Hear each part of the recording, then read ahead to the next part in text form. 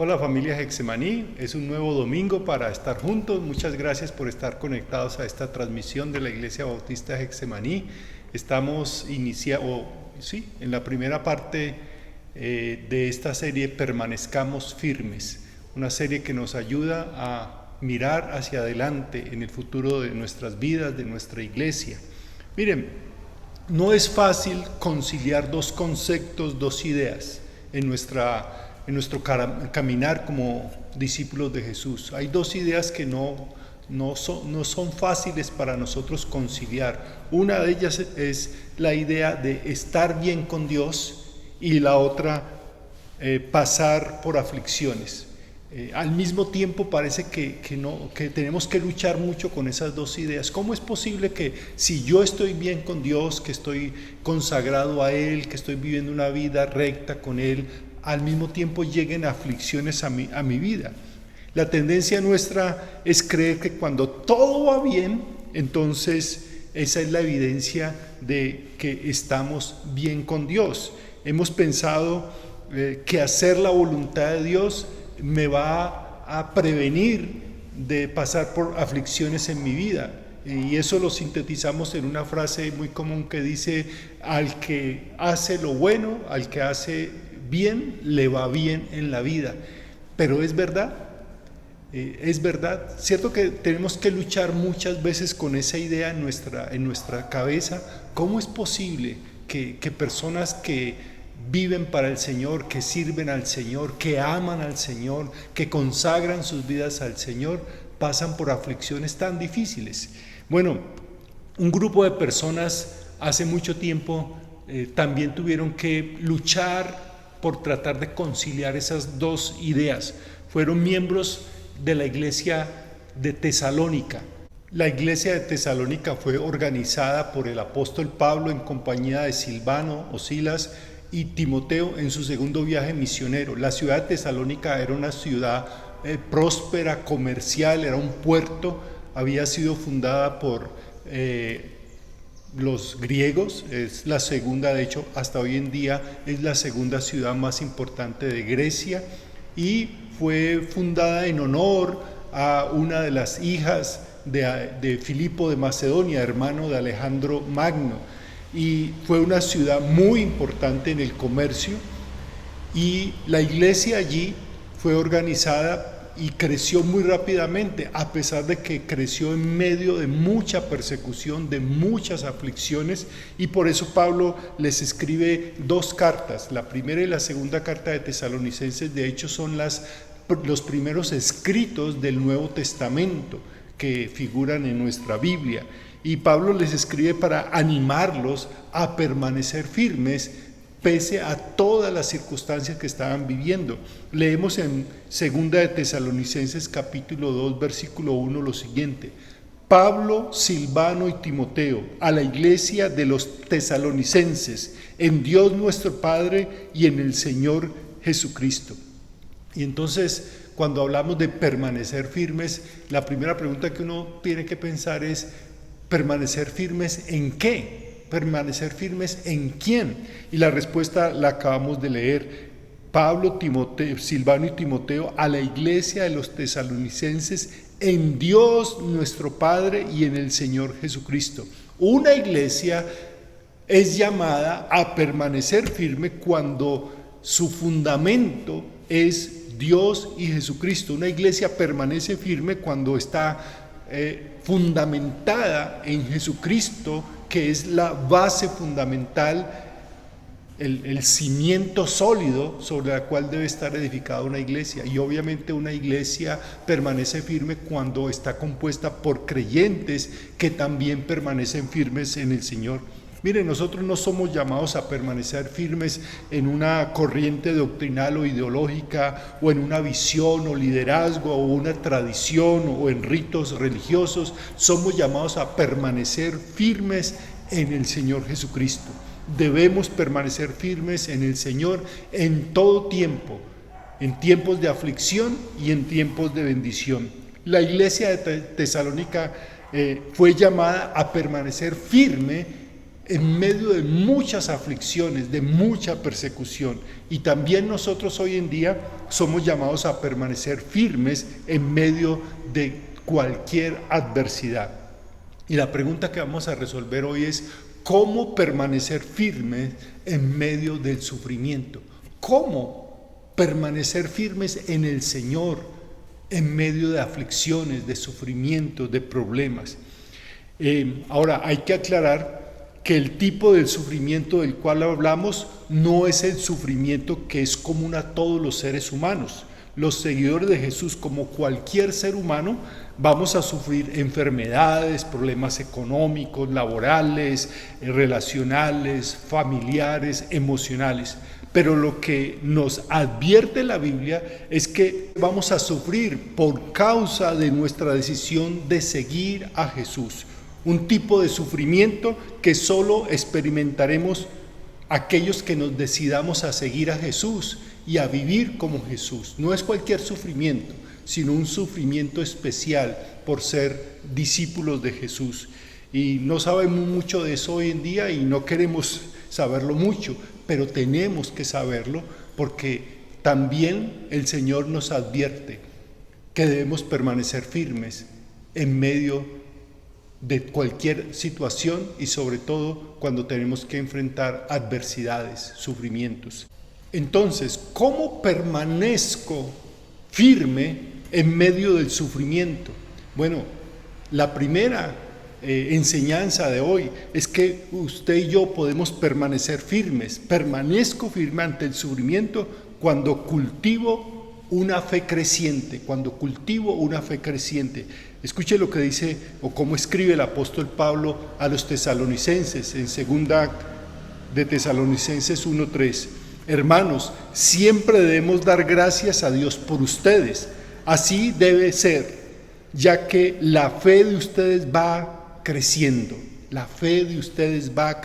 Es necesario que usted tenga una fe en Jesús para mantenerse firmes, pero no cualquier fe le va a ayudar a mantenerse firme.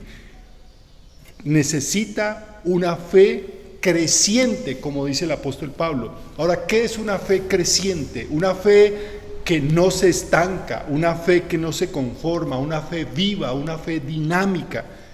¿Qué ha hecho usted con su fe durante este tiempo de pandemia? ¿Qué hace usted con su fe cuando llegan las adversidades a su vida? ¿La esconde o la manifiesta?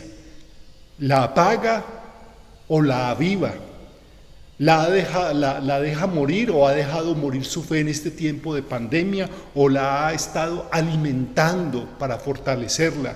¿Se ha aferrado a usted a su fe o usted ha renunciado a ella?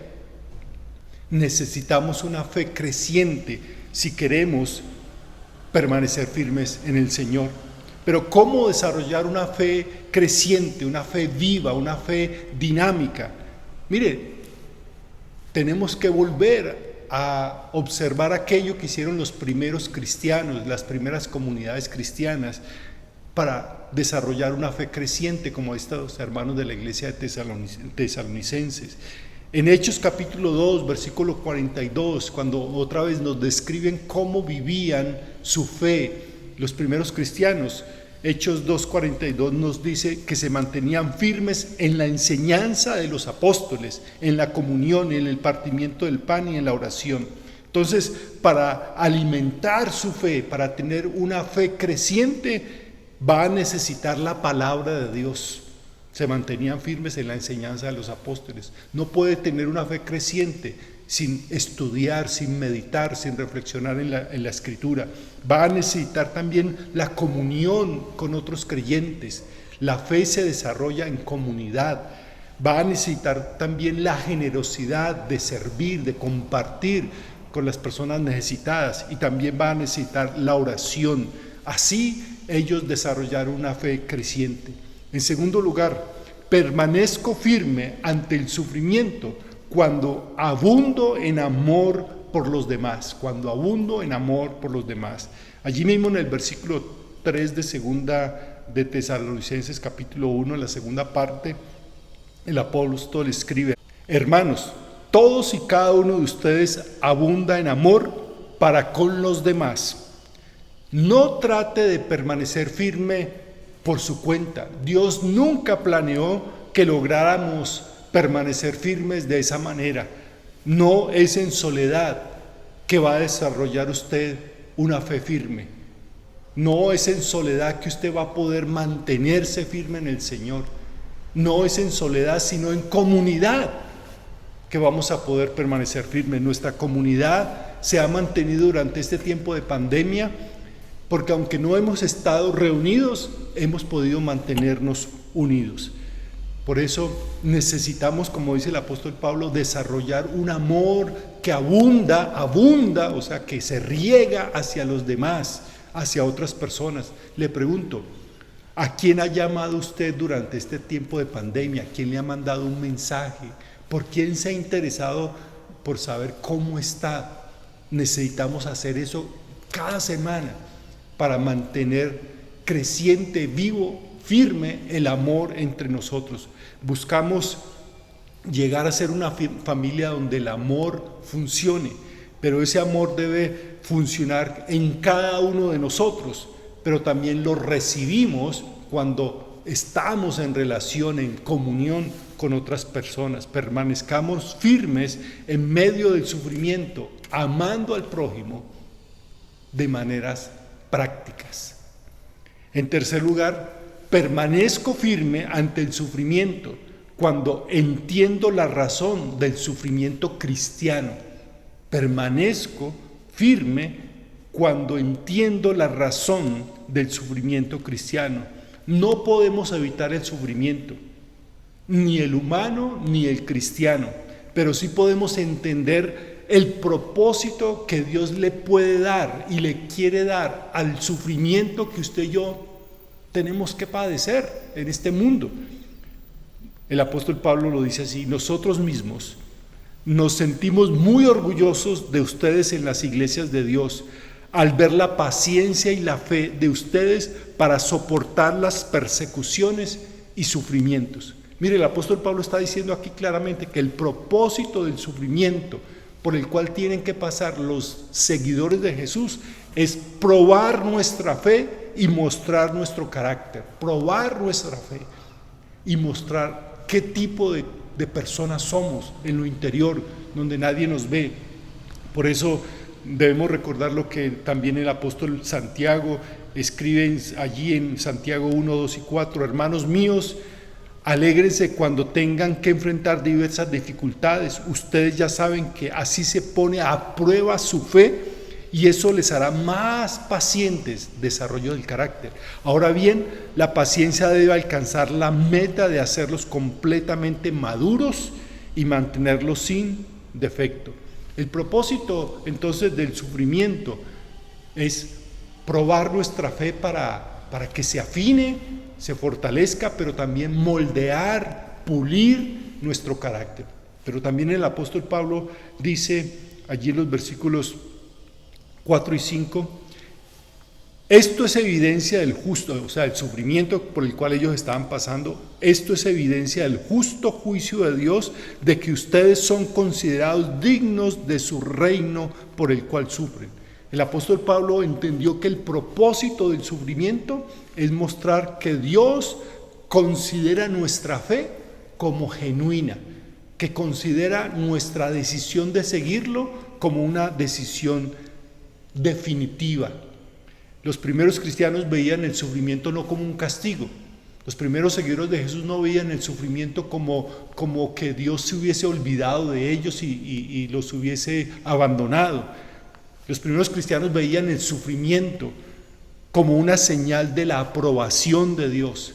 Debemos vencer esa tendencia de hoy en día de pensar que el sufrimiento es sinónimo de que Dios nos está castigando y que solamente si estamos prósperos, si tenemos éxito en nuestra vida, es que estamos recibiendo la bendición de Dios. Para nada. El apóstol Pablo considera que el sufrimiento por causa de Cristo no por ser malas personas, sino por causa de Cristo. Es una señal, una evidencia de que Dios nos está aprobando, que considera que somos dignos de realmente ser considerados sus hijos, sus seguidores. Y por último, permanezco firme ante el sufrimiento cuando sé dónde está nuestra esperanza, cuando sé dónde está nuestra esperanza, la esperanza que tenemos común todos los cristianos, como lo dice el versículo 7 allí, y al mismo tiempo darles un descanso a ustedes, los que sufren, lo mismo que a nosotros, cuando el Señor Jesús se manifieste desde el cielo con sus poderosos ángeles.